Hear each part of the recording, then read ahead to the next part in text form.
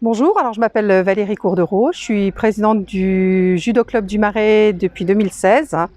Donc c'est un club qui a eu 40 ans cette année.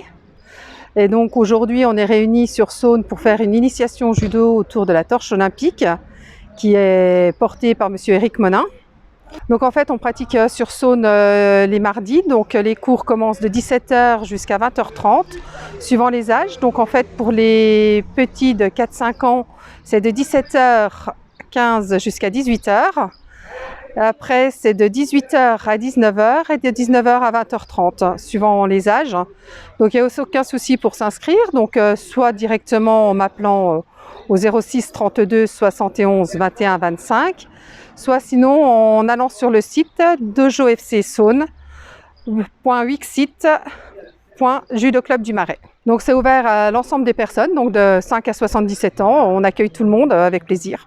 Bonjour, donc je m'appelle Éric Monin, je suis vice-président de l'Université de Franche-Comté, directeur du CERU, et j'ai eu l'occasion donc d'être invité, j'ai eu l'honneur d'être invité par le Comité olympique hellénique pour porter le flambeau ou la torche olympique direction Tokyo. Donc moi j'ai eu l'immense honneur de la porter sur la partie grecque, et notamment à Athènes, juste avant qu'elle parte pour Fukushima.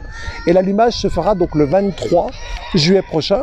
Et cette torche donc elle sera sur le plateau d'Eurosport, parce que le 23 juillet et le 8 août, je commenterai les cérémonies d'ouverture et de clôture des Jeux Olympiques. En fait, cette torche, elle est très particulière déjà. Elle est faite en aluminium, elle fait 71 cm, elle fait 1,2 kg, elle est extrêmement légère, elle est faite en aluminium. Et cette torche en aluminium, en fait, provient des bâtiments provisoires suite à la catastrophe de Fukushima en 2011. Donc c'est du recyclage d'aluminium, et cet aluminium, des feuilles ont été tirées, donc notamment de ces bâtiments provisoires, et ces feuilles ont eu un procédé d'extrusion, c'est-à-dire un pliage, mais sans soudure. Et ce qui est assez intéressant par rapport à cette torche, on le voit ici, c'est qu'en fait on a le symbole même du Japon avec une fleur de sakura, de cerisier japonais, avec notamment ces 5 pétales. Alors ce qu'il faut bien comprendre, c'est qu'ici même, nous avons une cartouche d'hydrogène. Ces cartouches d'hydrogène vont permettre d'allumer la torche. Nous allons avoir une flamme bleue qui va sortir.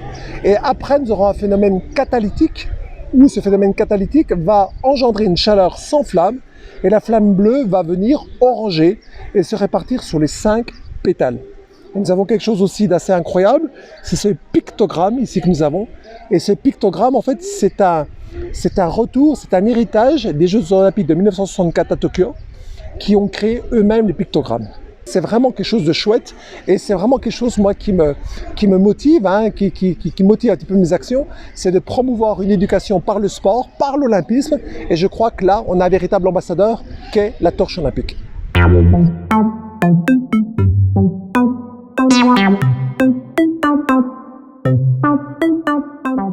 On est très heureux de recevoir aujourd'hui cette animation autour du judo sur le parc sportif des Portes du Marais, avec la présence d'Éric Monin, que tout le monde connaît, porteur de la flamme olympique, le seul Français porteur de la flamme olympique. Il a d'ailleurs fait la surprise de venir avec une torche olympique, le flambeau olympique, qui est une pièce rare et très protégée, qu'il est en train d'expliquer aux enfants.